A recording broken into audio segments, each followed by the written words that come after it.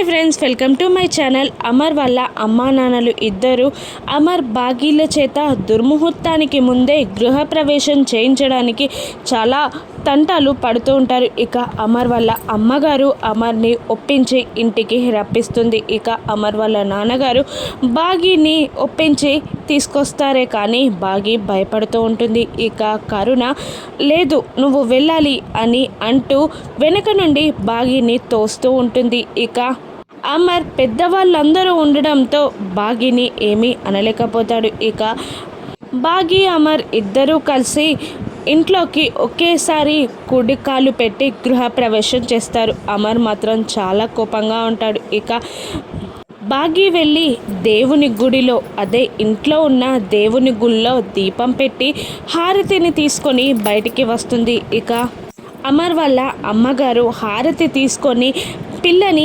ఆశీర్వదించరా, అమ్మాయిని ఆశీర్వదించు అని అంటుండగా ఇక అమర్ కోపంగా రగిలిపోతుంటాడే తప్ప తన చేతులతో హారతి తీసుకోడు. అప్పుడు బాగీయే స్వయంగా హారతిస్తుంది అమర్కి. ఇక అమర్ వాళ్ళ అమ్మగారు బలవంతంగా అమర్ చేతిలో అక్షంతలు పెడుతుంది. బాగీ భయపడుతూనే అమర్ కాళ్ళకి మొక్కడానికి కింద కూర్చొని కాళ్ళపై అడుగులు పెడుతూ ఉంటుంది. ఒక్కసారిగా గాలి వీస్తుంది.